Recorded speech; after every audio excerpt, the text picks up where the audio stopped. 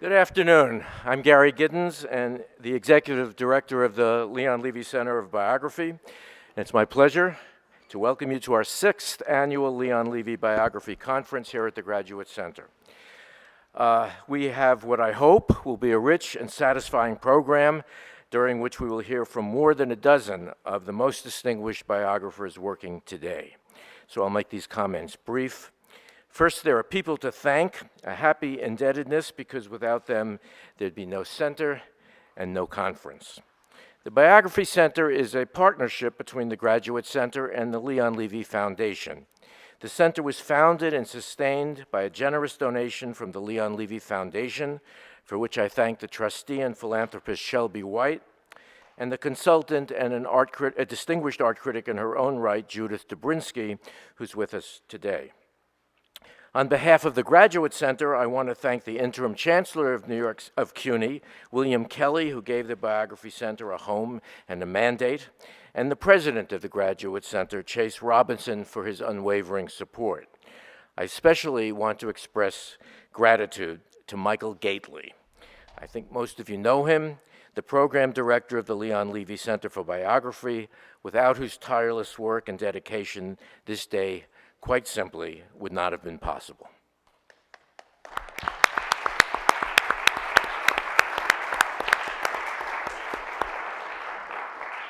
And I want to acknowledge the members of the advisory board, most of whom have appeared on this stage, several of whom are here today: Blake Bailey, Robert Caro, Benita Eisler, Hermione Lee, David Levering Lewis, Nancy Milford, David Nassau, Jay Perini, Stacy Schiff, Elizabeth Sifton, Eileen Smith, Amanda Vale, Simon Winchester, and Brenda Wineapple.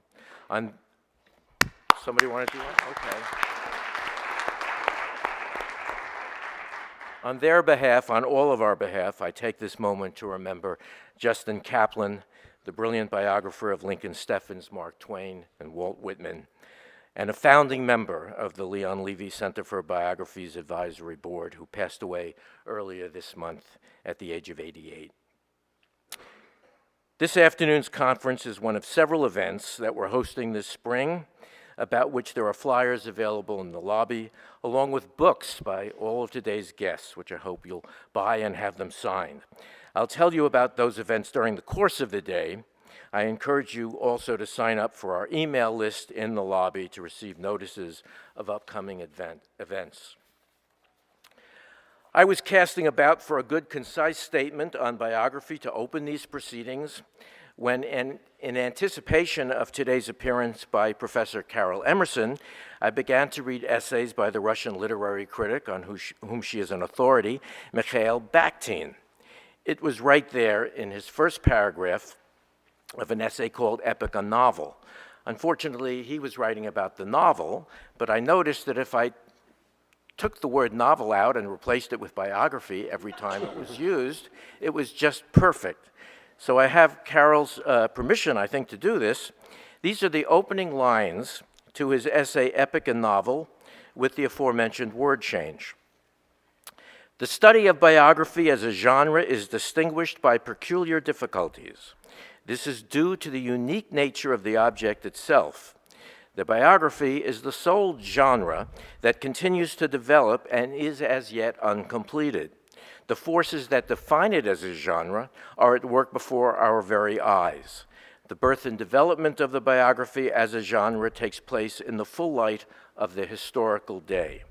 The generic skeleton of the biography is still far from having hardened, and we cannot foresee all of the plastic possibilities. Our program today explores several of those plastic possibilities as encountered in writing musical lives, in the nexus between biography and literary theory, between writing and the volatility of fame, and the thin edge between biography and history. We begin with 3 distinguished writers on music who have ventured mid-career into biographical writing. And one of the thrilling things for us about this conference is that we can bring people here who ordinarily are too great a distance for us to be able to pull them in. And in each case, our guests on this panel have had to travel a bit. Thomas Brothers is the professor of music at Duke University, who last month published his third and most epical volume on Louis Armstrong, called Louis Armstrong, Master of Modernism, a study devoted solely to his life and work in the pivotal decade of the 1920s. Thomas Brothers.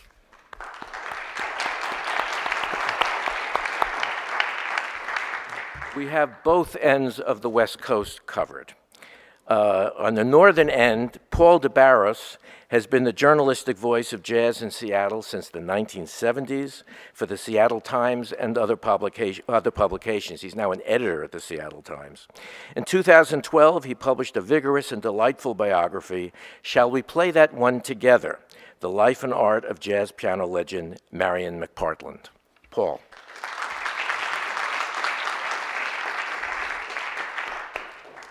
Few of us can recall when the oracle of pop music criticism and journalism in Los Angeles was anyone other than Robert Hilburn, the cultural critic and editor of the LA Times from 1970 through 2005. Last year, he published what promises to be the standard work on Johnny Cash for decades to come, Johnny Cash, The Life. Robert Hilburn.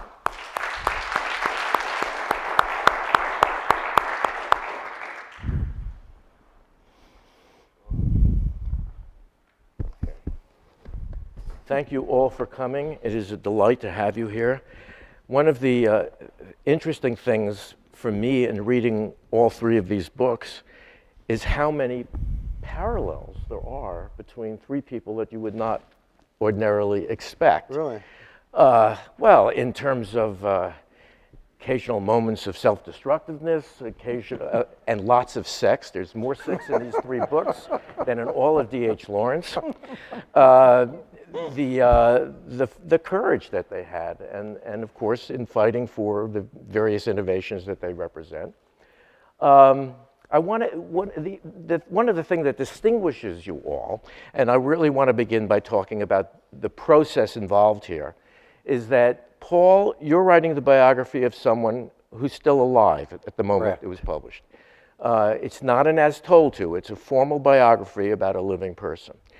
You're writing about someone who's not that long dead, but you still have to deal with the estate and the family. And of course, you have a personal relationship with Johnny Cash that goes back, I guess, to, you covered Folsom Prison in 1968. Yeah. Okay. And Paul, Tom, you're dealing with something that happened almost 9 decades ago, even though Armstrong died only, 43 years ago? And yet, there is a mountain of contradictory material that you had to go through. So let's begin with dealing with someone who's alive. What are the advantages and the difficulties? Well, the first advantage is that you can check your facts. You've got somebody to ask. If you believe what they say. Yeah. And you've got their voice. You know, you've got the tone of what they think happened to themselves, and that matters. The disadvantages, of course, are that they're going to argue with you about what you're putting in the book. So with Marian, on the really good advice of a literary agent, I had her sign a contract saying, I get the final cut. And she signed it. Did she get to read it before it was? She did. And?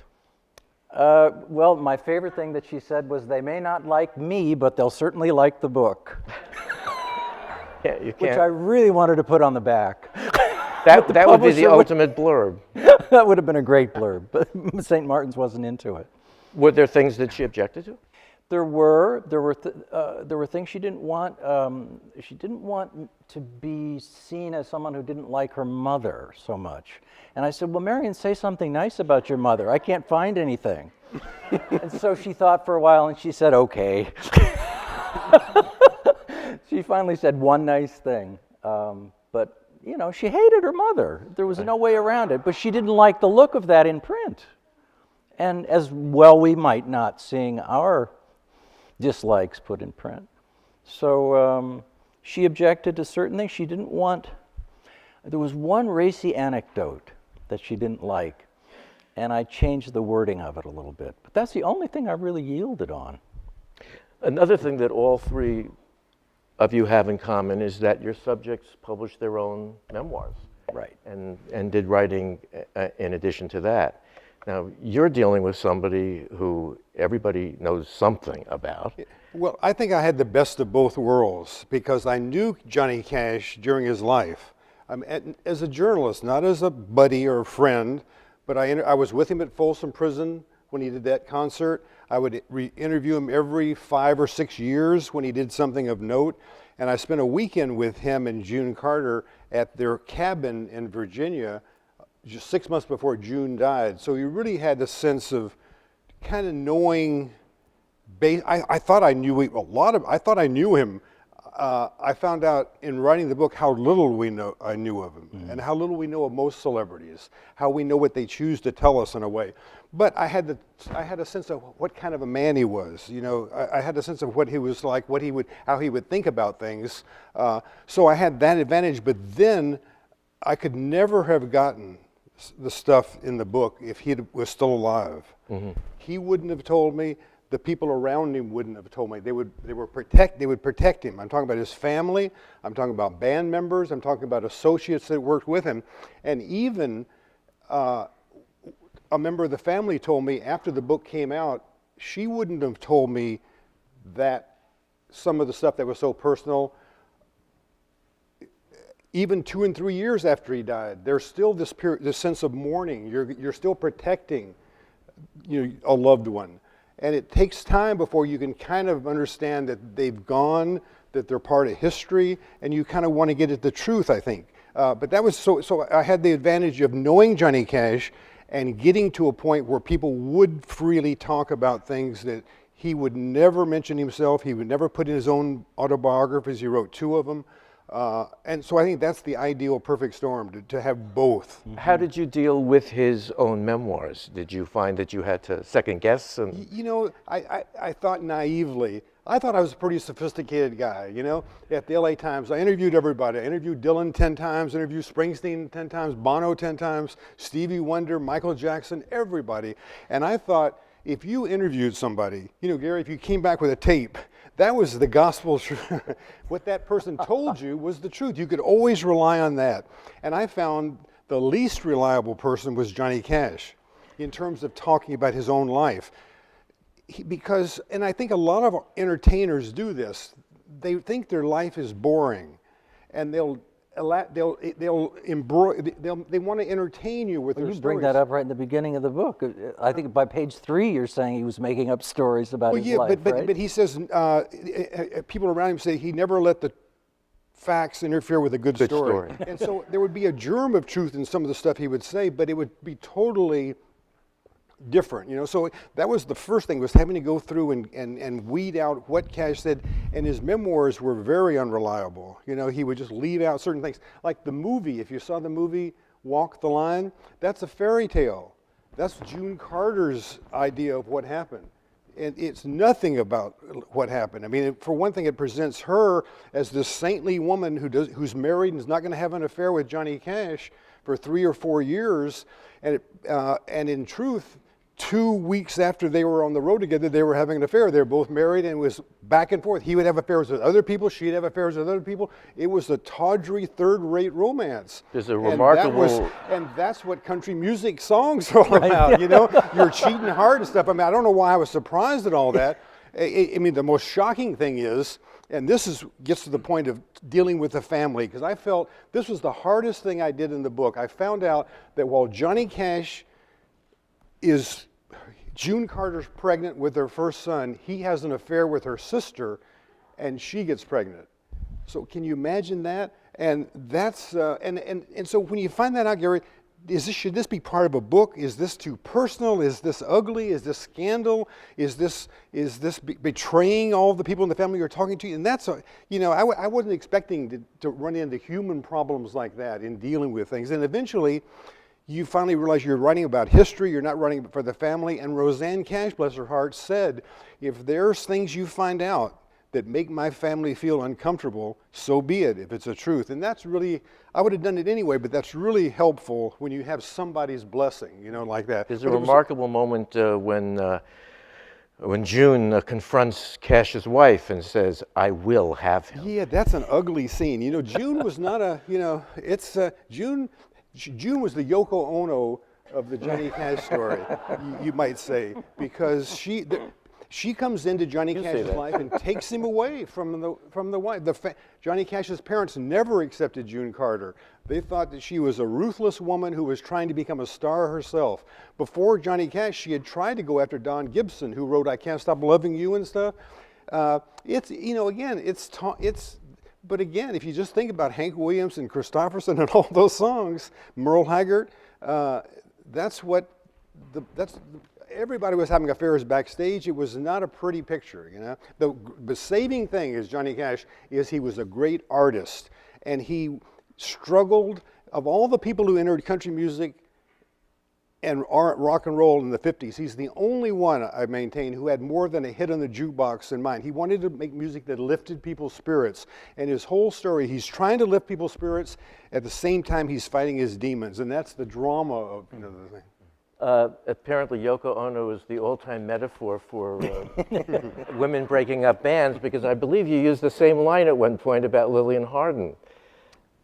Well, that's true. She inspired him to leave Oliver and step out on his own, Louis Armstrong. King Oliver's. Yeah. As I said before, there is so much written about Armstrong, and you do something really remarkable on the first page. You elect to go with the present tense, so that right there, we're sort of with him as he gets on the train, makes this historic movement from New Orleans to Chicago. And then you do something that, once you see it, just seems like the most obvious thing in the world, but if anybody else has done it, I haven't seen it.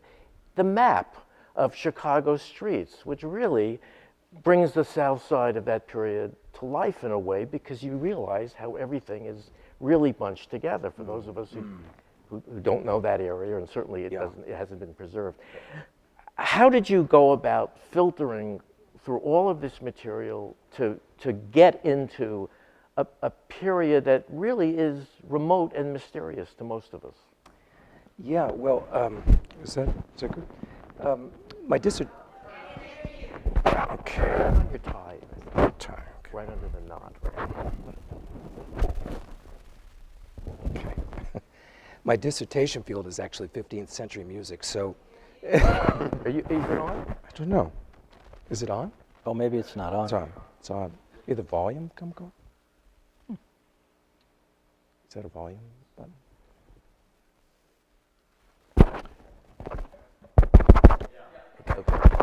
Okay.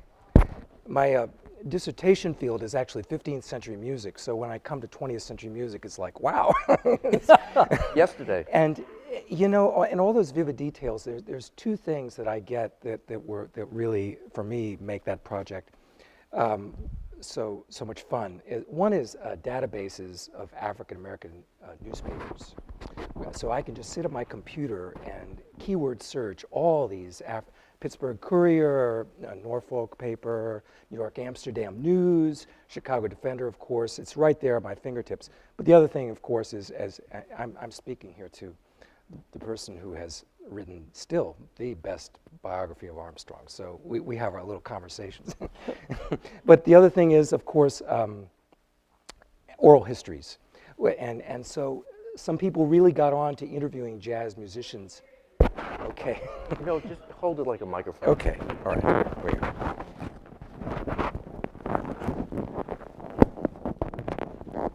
My voice is starting to sound like Louis Armstrong's, I think.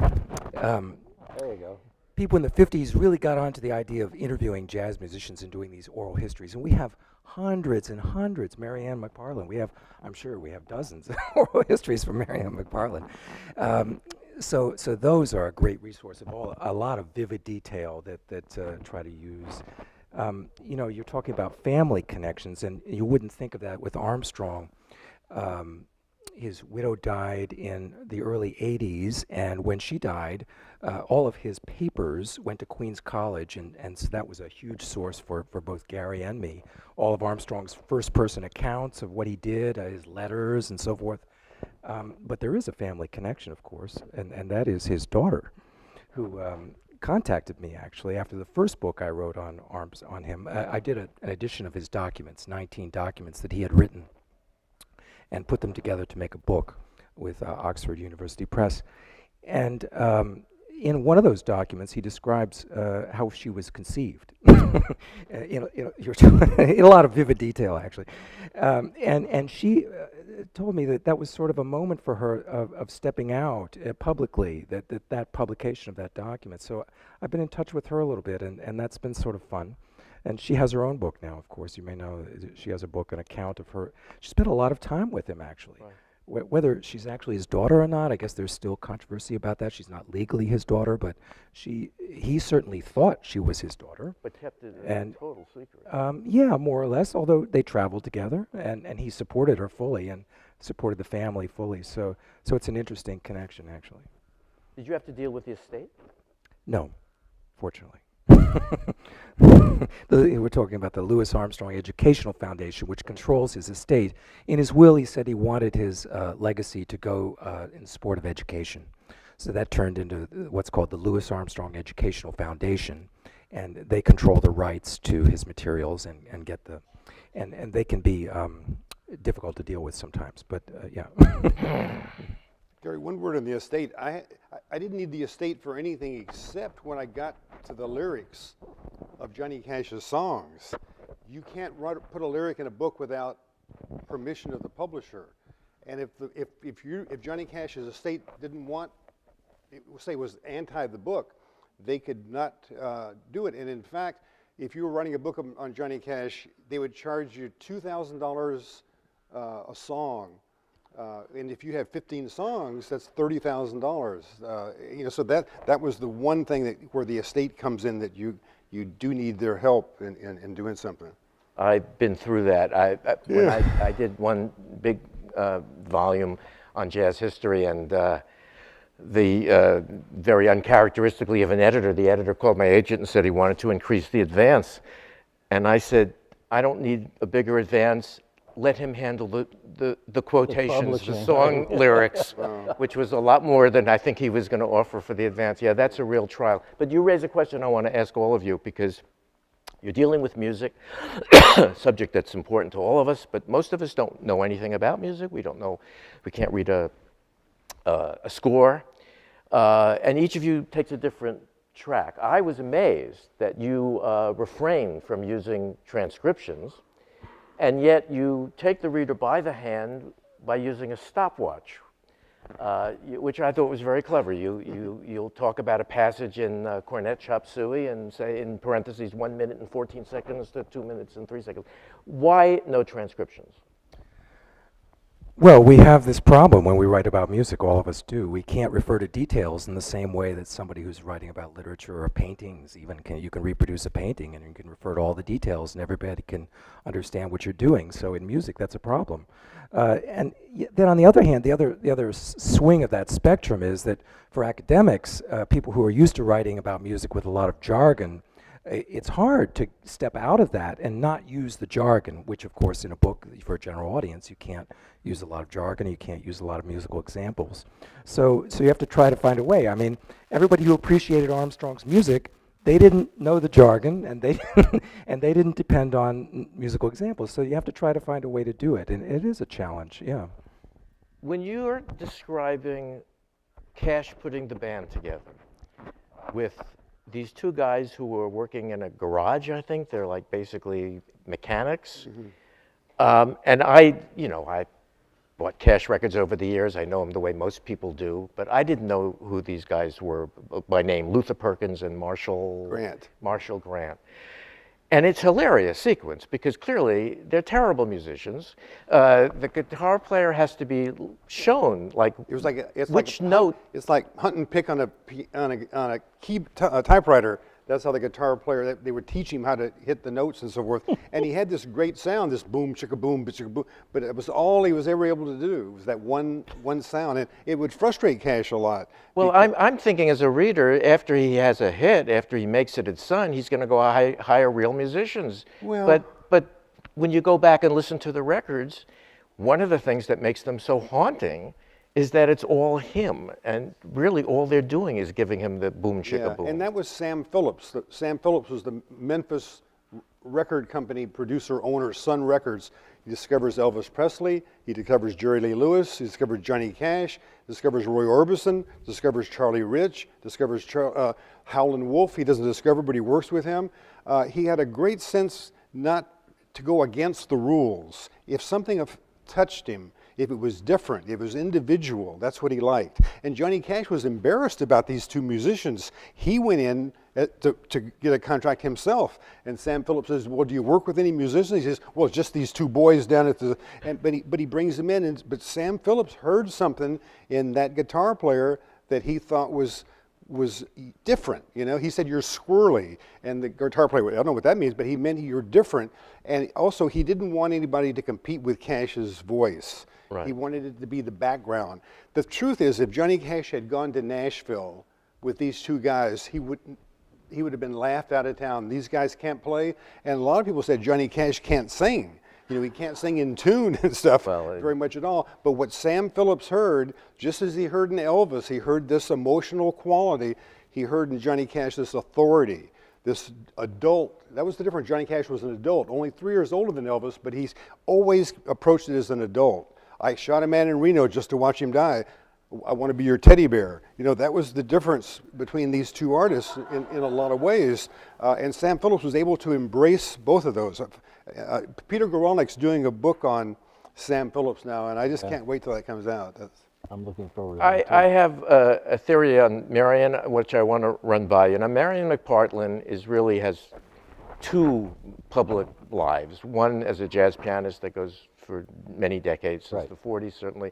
And then as this great radio personality on NPR, which I never listened to radio, but fortunately she put them out on CDs, and they're incredible. Some of them are just absolutely magnificent. But here's the thing, and disagree with me freely if you want to. Marian is not one of the great stylistic figures in jazz history. But what makes her fascinating to me as an artist is that if you take some of the great stylistic figures, say Teddy Wilson or Earl Hines, Teddy Wilson was playing the same stuff when he died as he was playing in the 1930s. And because it was Teddy Wilson, you were glad to go and hear it. Right. But Marian didn't invent the style. What's incredible about her is that she's got her ear to everything that's going on.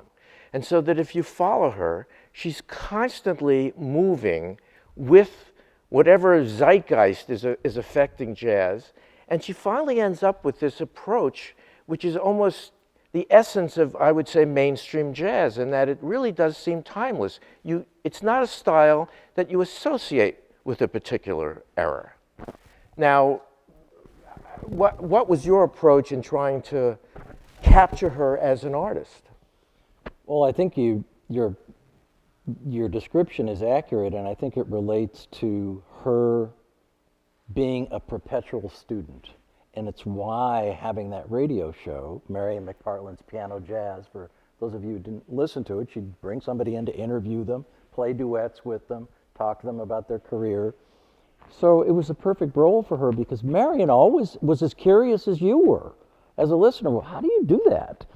Well, and I teased her, I said, you got free lessons from everybody.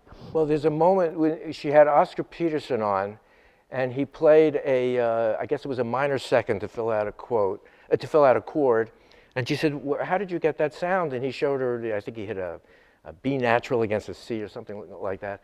And she said, see, I've already stolen something from you. Exactly. And she did that from everybody from U.B. Blake to Cecil Taylor. I mean, the whole spectrum of the history of jazz. I do think that she arrived at a style of her own.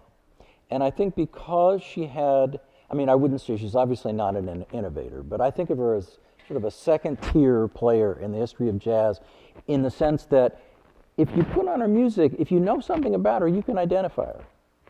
She has a distinctive style, but it took a while for that to develop. And I think part of the problem she has is that she was such a good mimic. From early childhood, she could just mimic anything she heard.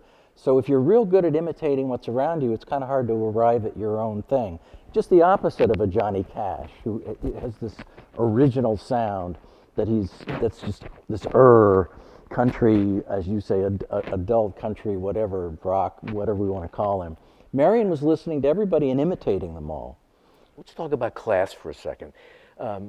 Armstrong comes from the battlefield, one of the most violent, poverty-ridden places in the country. He's very self-conscious about dicty people who sort of affect either white or society kind of living, although he met his second wife is somebody who does that all the time. So he's moving from he's no education to basically educating the entire planet about the way music is going to be from now on. Cash has to fight the characterization of being a hillbilly. He's just some kind of a southern rube. He feels that way when he goes into the army in Germany, and also has to confront those prejudices.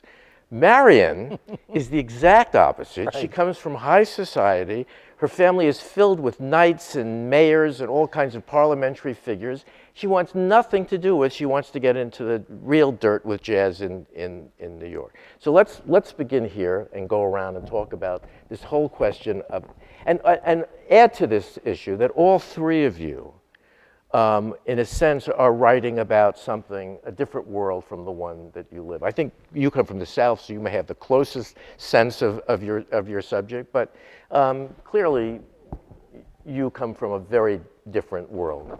Yes, different world. Do you feel self-conscious? Let me begin it that way, by venturing into that other world. I don't know, self-conscious. I mean, it's sort of what I do for a living, so you get used to it, I guess.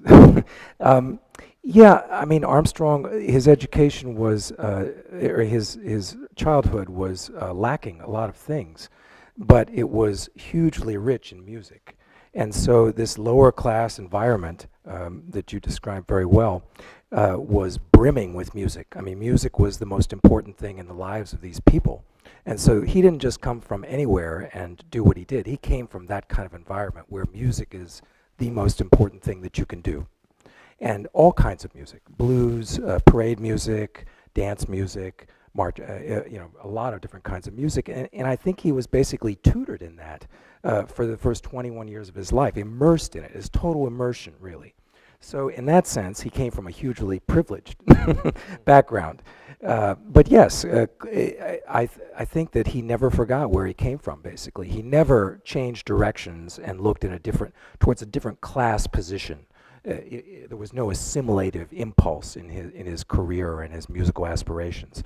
So he helps define, basically, for the Great Migration, the thousands, 50-some thousand people moved from the South to Chicago, to the South Side of Chicago, beginning 1915 through the late 20s. He's part of that, and he's really defining for them their cultural aspirations, which has a lot of the South in it, but also has this professionalism of the North, has this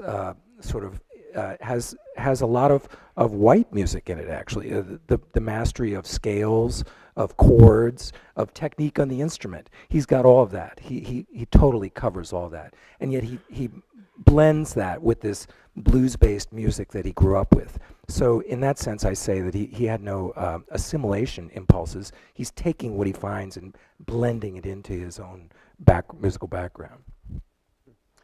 Well, of all the people I wrote about at the LA Times, Cash was the most mysterious to me because of his background. I could understand where Dylan got his artistry. You could understand where Bono gets his artistry, Stevie Wonder even getting his artistry. But where does this guy from a cotton patch get a sense of artistry?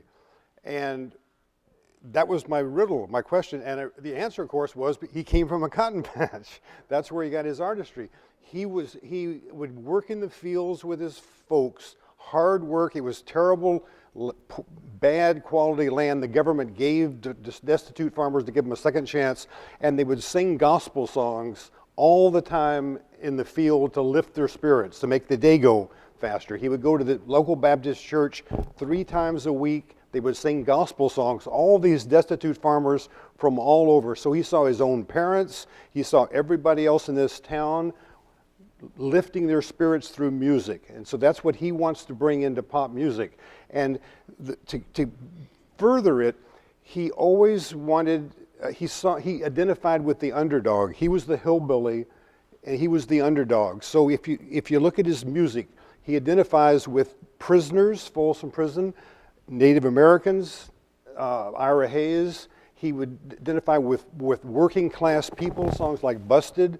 And a member of his band said, everywhere Johnny Cash went, everybody thought he was one of them, because he could empathize with the audience. And his great talent, he was a smart guy. He had like 150 IQ. He was very smart, but he had always this underdog, almost missionary goal.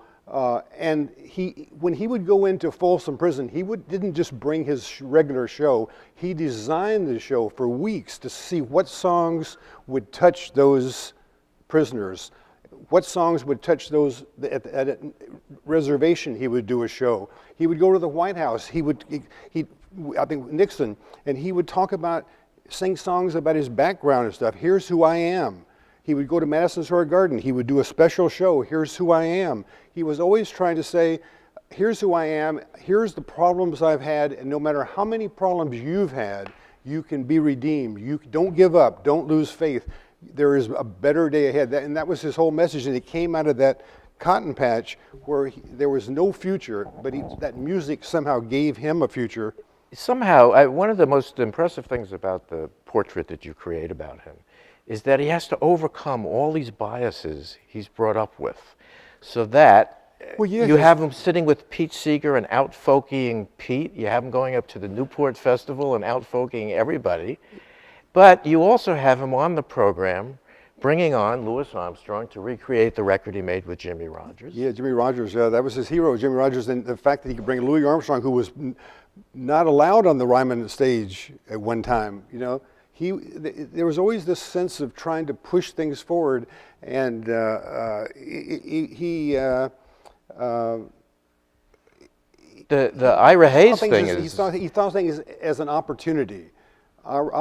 He goes at Newport and he introduces Ira Hayes to the audience because he thinks that audience, he's not going to sing Folsom Prison Blues at Newport Folk Festival. He sings I Walk the Line. He sings Ira Hayes, and he'd already recorded a whole album of that. He wasn't just testing it out, but he was very daring, and I didn't really understand that, Gary, listening to him and being a critic, because when in the 60s, after his early hits on Sun, I Walk the Line and so forth, he started making concept albums about the Old West, the character of America, the character of the Old West. And he talked about the character of people from earlier eras to kind of talk as a way to explain what we should be doing now.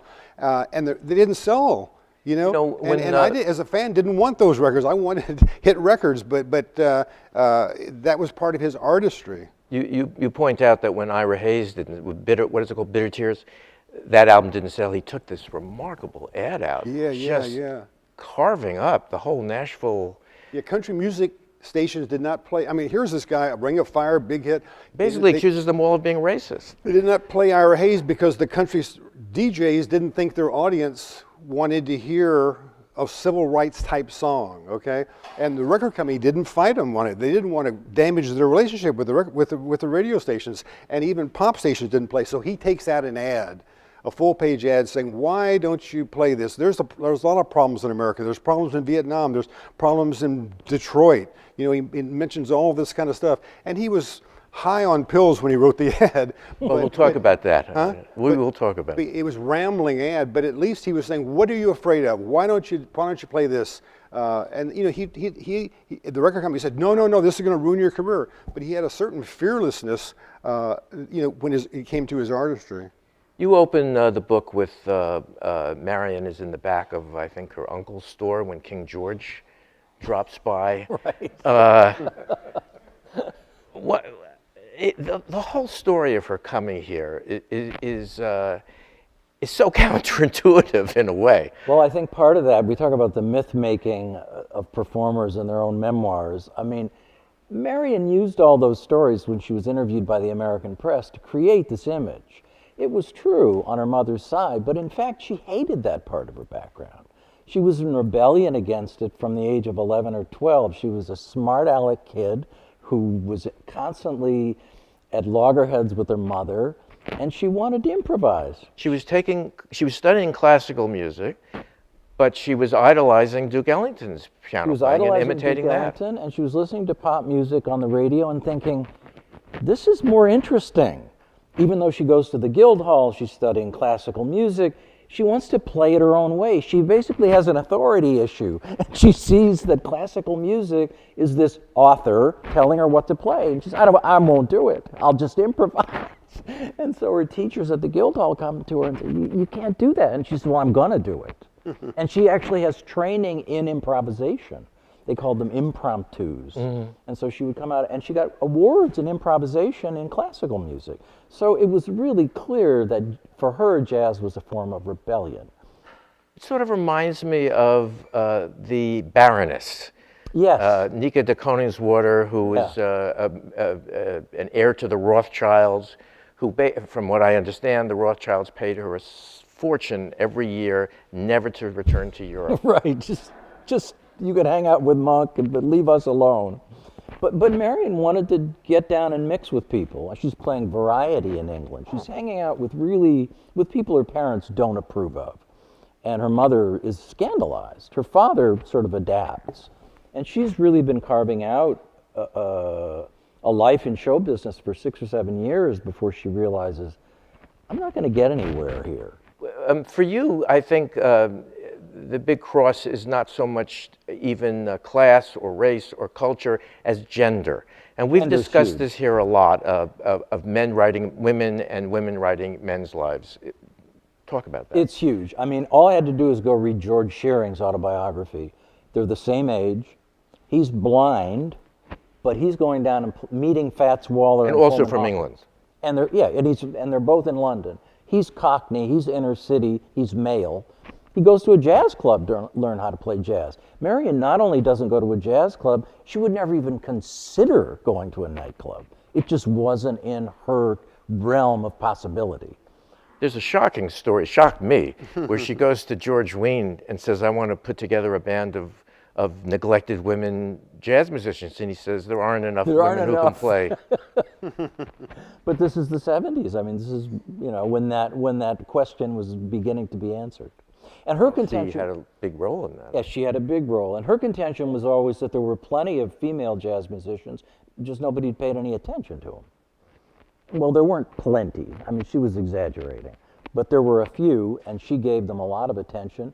And, without making a big point of it, she had more women on that show than anybody ever gave her credit for. If you go back and count, it's Right. like 30 to 40% of the people on piano jazz were women. But she never waved a flag about it. I want to read something that great biographer from the early years of the 20th century, Andre Maurois, wrote. In 1929, he gave the biography lectures at Harvard. 1 year after E.M. Forster gave aspects of the novel, Maurois gave aspects of biography. It's an extraordinary collection of essays. And he's talking about biography as a means of literary expression. And he says, the one thing essential is that beneath an objective surface there should lie that vivid emotion which gives the book an intensity, a burning passion, which a work written in cold blood can never have. Now, it's, I think, obvious to any reader from the first page of all of your books that you're really involved. You like these people, however much you're disturbed by their dark sides. And he goes on and talks about that aspect of becoming, he thinks it's definitely an essential, as he said, to become one, to be using the subject of your biography to say something that's personally significant to you. Then he goes on to say that the subject of the biography must be so lightly linked to our own that as we contemplate it, we feel no need of doing anything, no moral impulse, and to that end, perhaps the best means is that we should know it to be unreal, as when we read a novel. So in other words, you identify with them, but you don't have that kind of a dog in the race. You have to stay somewhat apart. Now, I have to ask you, There are passages when his pill popping was wearing me down. And I thought it must be driving you crazy because the writing is so on the wall. The Carnegie Hall scene, one of the most terrifying things I think I've ever read. I think it's a common dream that you're about to go out of Carnegie Hall and then you remember you don't have any talent. And that's exactly what happens to him. Yeah, one of the funny things when I'm writing the book, because when you're writing the book, you get lost. You know, you're kind of like not worrying about what you said or what you're going to say you're writing about that day. And so when I finally sent the manuscript in to Little Brown, there were all these bad things that Johnny Cash did. He abandoned his family, and he feels regret his whole life over that. A lot of the pill taking was trying to get rid of the pain of abandoning his family. But he's misses shows. He does all kind of things that are not particularly nice. And he has a cousin who sees all this, sees the way he treats his first wife, the children, how he's irresponsible. He sets fire to the Los Padres National Forest, burns down 500 acres, and he gets arrested in El Paso. Wait, you have to say, how many of the condors did he kill? Well, it was like 43 out of 49, and the judge says, what about that? He says, well, I don't care about those damn birds. I mean, he was just so bad on pills, and he finally at one point he kind of gets better, and he tries to win back the favor of his people. So he sends a note to his nephew and says, please join me. I'm doing a show tonight at the Forum. He sends a limo driver to the guy's house, knocks on the door. Here's the letter from Johnny Cash, and please join me tonight.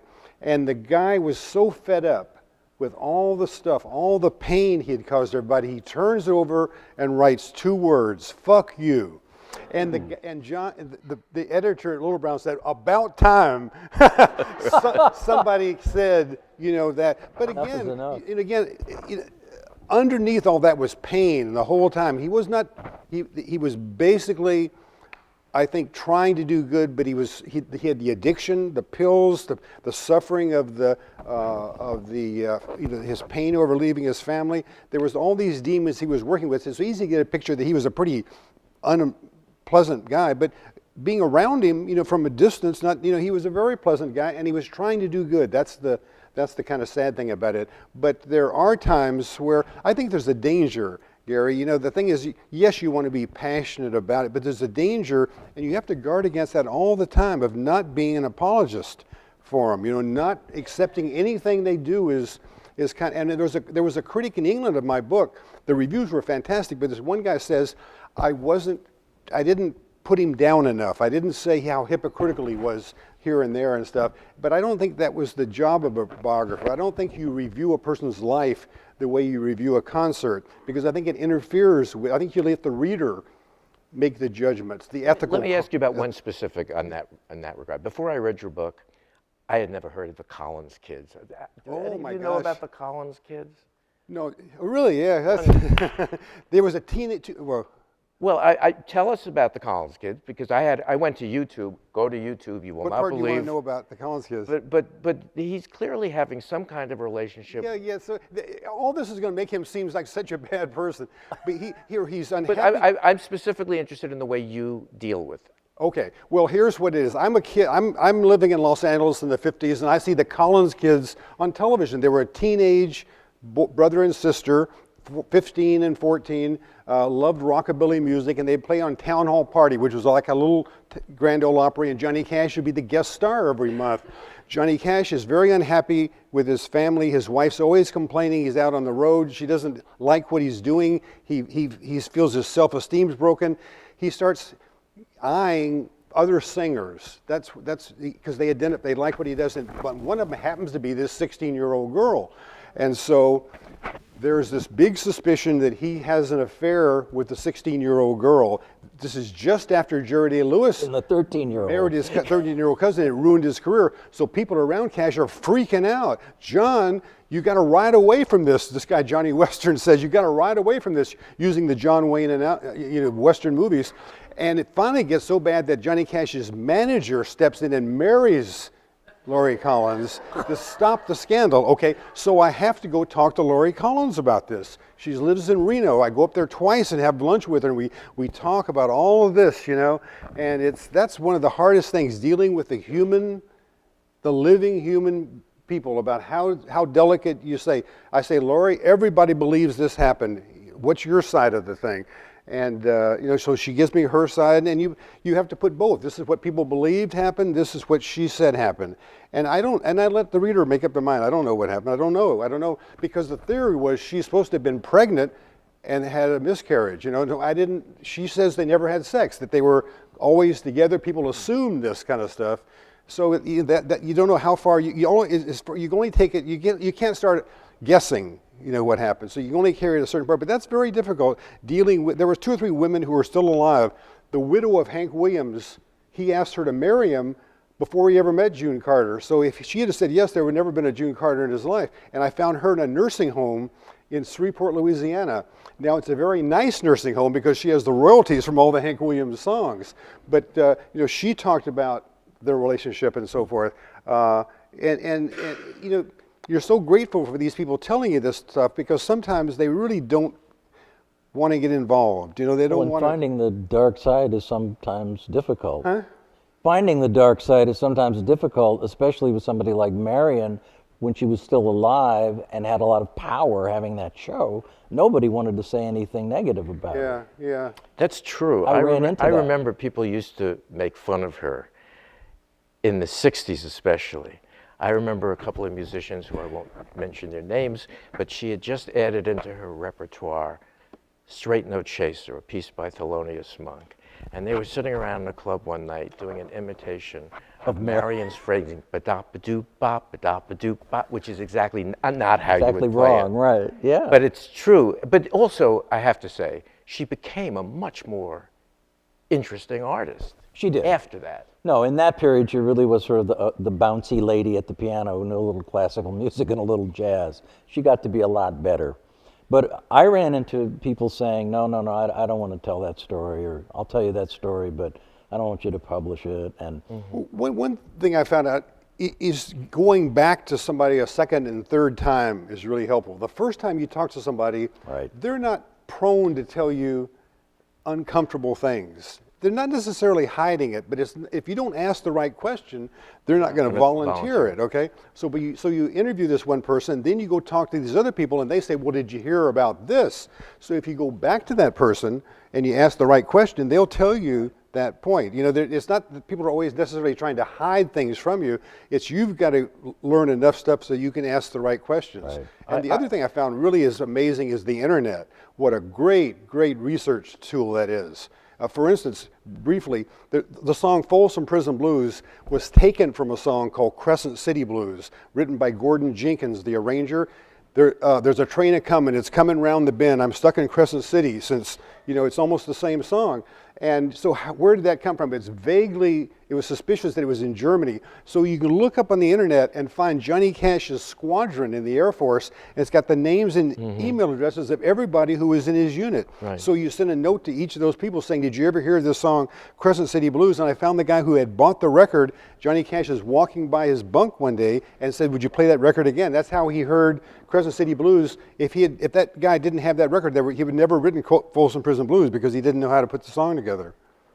I want to ask you something about Armstrong that's very frustrating for all of us who've written about him, and that is, and especially in regard to your book, because your book is so focused on this one period. We know that these are among the greatest recordings, the greatest musical events in Western civilization. But most people don't, even now. How frustrating is this for you as an academic, as a biographer, and why? Why at this point do we not understand these recordings in the same way that we would understand classics from the 1920s or standards from that period? Gershwin still has a higher... Well, undergraduates still know who Louis Armstrong was, which is good. They still know What a Wonderful Life. So they still know Hello, Dolly. A lot of them do. So that's good. I don't know.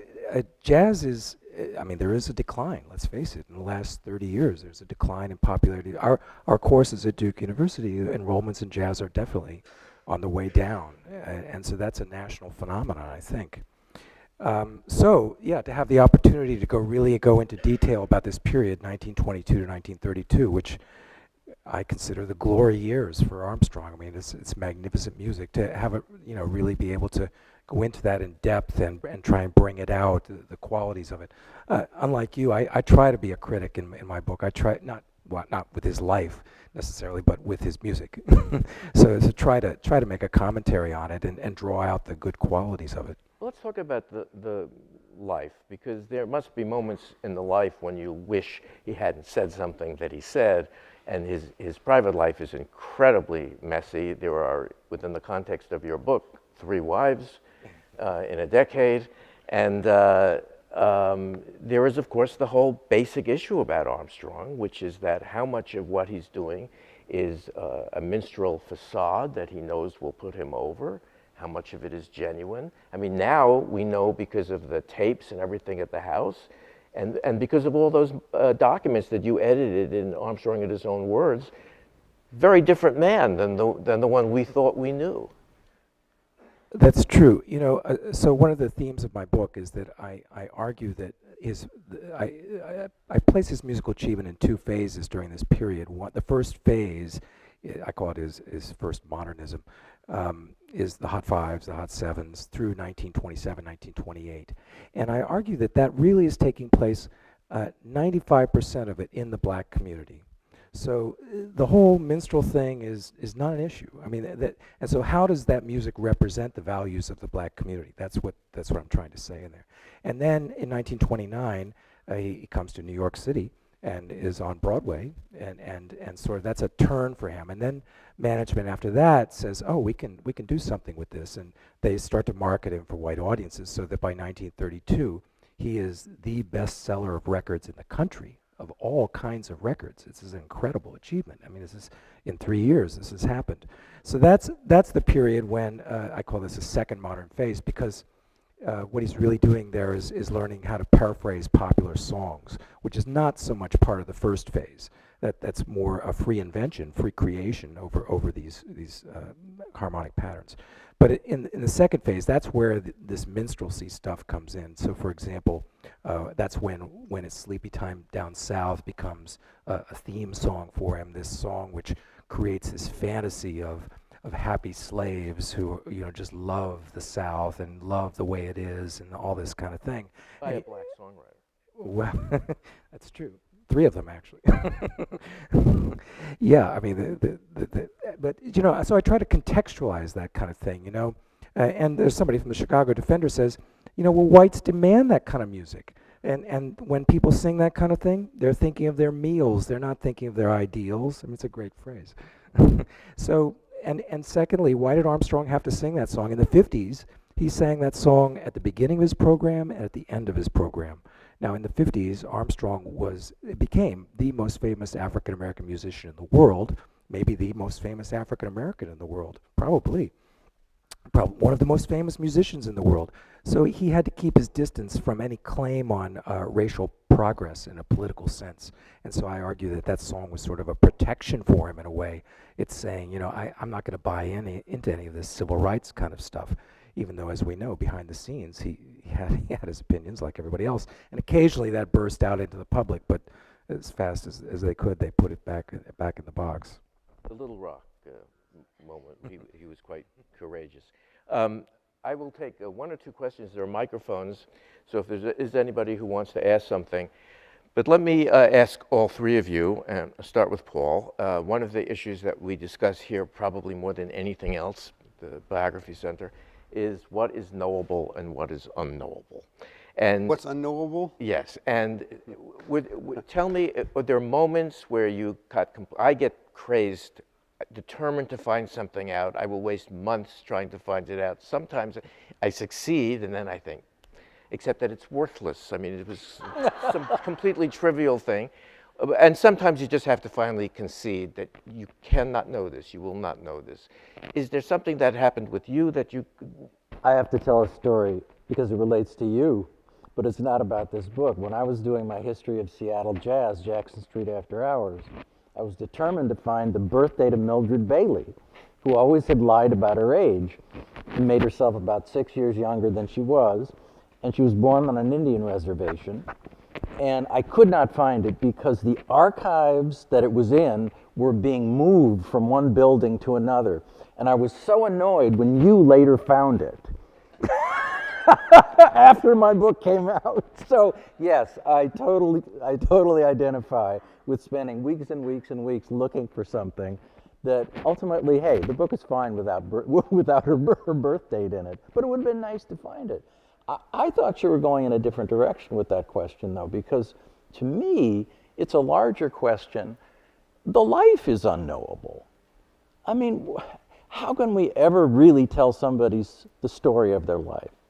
We have to make up a narrative somehow. And they make up one narrative, and we make up one narrative. And I found that the biggest challenge of writing this book, was to just finally sigh and say, okay, I'm just going to have to choose a way of telling the story. It may not be true, but it's the only one. It's the best shot I have. And the biggest challenge dealing with Marian McPartland is that she had never figured out how to tell that story herself. Mm-hmm. She didn't know the story of her life. She wanted me to tell her. There's a funny moment in the book where two of people that she's thinking of hiring to write her life come to the door, right? Come to, you got one interviewing her and one knocking on the door. He's saying, who are you? He said, I'm writing her biography. He said, no, I'm writing her biography. And she got rid of both of them. There's so many ways you can adjust that question, Gary. There were things that intrigued me that I spent, just like you, weeks and weeks and weeks, and it probably no one else is going to care about that particular fact, but you get obsessed with these types of things. But I don't know, I think this is Johnny Cash's life. I feel pretty confident that this is exactly what happened. I don't think I had to make up, I think I told the story he couldn't tell. It was too personal, certain things he did, but there were enough people around him. There was enough written about him during his life that, and knowing him, I think this is, I'm 90-something%. Now that, maybe I might be kidding myself, but I really think that this is it. I don't think this is it. There's nothing I wish I had known. Gosh, I've been to Corona in Queens. Gary's been there. To Louis Armstrong's house, where he lived when he wasn't touring for 340 days a year. So he maybe lived there 20 days a year for the last 40 years of his life, 35 years of his life. And you can go there today. It's tremendous. It's a really great thing. And you can see the high turquoise kitchen cabinets and from design in Las Vegas, and all the gold bathroom trim and all this kind of thing. And you can go upstairs where he sat with his tape recorder and recorded all these great memoirs. Really, they're fantastic. But if I do imagine sitting there with him and being able to ask him questions about his music. That's what I would like to know. What he was thinking about it. The most remarkable thing to me about the way this country responded to Armstrong, and as you pointed out, he sold millions of records, hugely popular all over the country. It's almost impossible to find really serious interviews with him. He's always treated as a kind of a clownish, And he was good at that. He knew how to play that role very, very well. Yeah. So those are all publicity related, sense of the marketplace. Was there somebody? No. Well, thank you, gentlemen. Oh, I'm sorry, please. Yes, go ahead. I think is this working? Yeah. Thank you very much. You've given me new faith in the genre of the panel, which had sunk to a new low for me over the years. All of you, I think, used eyewitness accounts a lot in your biographies. And you could say that that's almost the gold standard for biography, to figure out what happened. I've just begun writing what's supposed to be a huge biography of Andy Warhol, and I'm shocked at how the eyewitness accounts are often 180 degrees opposed to each other. That my faith, certainly in the eyewitness account, is fading. And I wonder if the discipline of biography has to come to grips with the problems of the eyewitness account the way the courts have. And we really have to ask ourselves, can we trust eyewitness accounts? Do they get us as close to the truth as we've tended to imagine? And I just want to know if you could talk about that a little bit. You have to have supporting evidence. Try to have multiple bits of evidence that support that point of view. That's the only way to go. Yeah, I mean, I think and we've got backgrounds as journalists, so we're trained to go to 3 sources to make sure anything might be true, and if they're in conflict, you just, as you say, go for the evidence, go for the one that seems to have the most weight, or if you can't make a conclusion, say so. Yeah, well, the most valuable thing is going back as far as you can and finding things that were written in the 50s and 60s and 70s and 80s, rather than relying on people now remembering all that stuff. But the thing you have to do is you're almost like a judge. You listen to the sides. There's sometimes 5 or 6 sides, and you try to say, well, what did they have to gain if by not telling the story? But a lot of times people will try to, Marshall Grant, his bass player, will imply that he had more to do with the writing of the songs and so forth. So you say, well, is that, you try to weigh that. But so it's really listening to testimony, what makes the most sense, who had something to gain, so you just take that. So you just have to keep asking people until you get convinced that this is probably what happened. Sometimes you have to ask 25 people the same question, until you feel satisfied that that's the right answer. But you don't have kind of epistemological doubts about the value of eyewitness testimony at all? I'm sorry?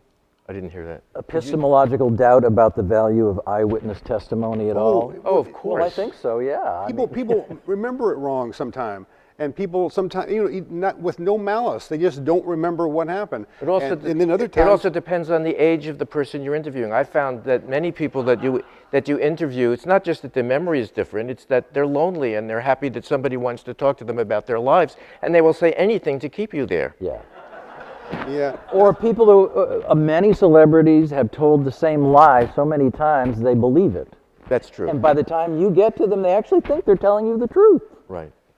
Yeah. Right here. This is for all the panelists. Much of what you've said about writing biography would hold for the writing of any biography. It could be of a politician or industrialist or a writer. And I'm wondering, all the issues that you've raised about familial relations and creating the self-image and the difficulty of recovering records and so on would apply generally. Is there anything distinctive about writing a musical biography? Professor Brothers has alluded to the difficulty of including transcriptions and so on, but aside from that, there's very little, it seems to me, that's been said that wouldn't apply to biography more generally. Okay, well, I think that's what a terrific happens question. to the music? I think it's a terrific question. The difference between writing about an artist, an actor, a singer, a trumpet player, as opposed to somebody else, is you're looking at the artistry of that person, what they produce. That's your roadmap. The whole time you're looking at their artistry, and the only reason you look at these other issues, the background, the infidelities, the pills they take, is to see how that affects the artistry, for good and for bad. So it's so the thing you're looking at is the artistry of a person. Now, if you're writing about a politician, you're looking at his ideas, but you don't have a creative body of work that he's done.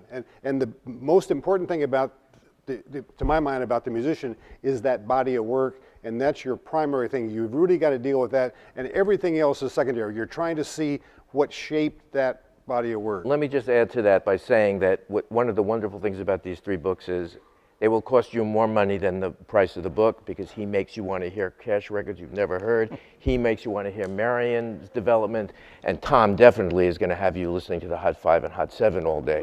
So that's what makes it different, the fact that they can make the music come alive in a way that makes you want to participate in it. Well, and I think when you take on the biography of an artist, you're also giving the biography of their art. So, I mean, in my book, I'm telling you the whole development of all of her work and reviewing it, basically, and giving a critical perspective on it. But I don't think I would agree with you that everything I looked at with her, or I took a different tack, was to enlighten her music. I think part of the story of her life is just the story of her life, because people are curious. Well, but and the they're sort of parallel. but the reason you care about the life is because of the music. Yeah. That's true. That's true. We're running a little long, so very quickly, last one. I have one question on the music. Did these people influence one another musically? Did they interact together musically in their lifetimes? Did they leave any documents expressing opinions on one another musically? Well, Marian was definitely influenced by Armstrong because Jimmy, her husband, knew him very well. And although Armstrong wasn't his model, Paul Mayers was, and then Bix Beiderbecke, they both adored Armstrong and idolized him. So I think that's Cash. And Marian had no use for country music whatsoever. I think Cash, But she loved Willie. Willie Nelson? Yeah. You know Buddy Rich's line when they wheeled him into the hospital right before he died, and he was on a gurney, and he had all the wires coming out, and the doctor or nurse said, "Is there anything you're allergic to, Mr. Rich?" And he said, "Country music." That's right. I mean, I think in Cash's case, he appreciated Armstrong from a distance. I think the people who mattered in Bob Dylan, Jimmy Rogers, the Carter family, more historical people from folk music and blues. And so Sister Rosetta Tharpe, he idolized her, but I would think, no, minimally. I mean, minimal here and probably zero there. Thank you. Okay. We're gonna. Thank you, Gary.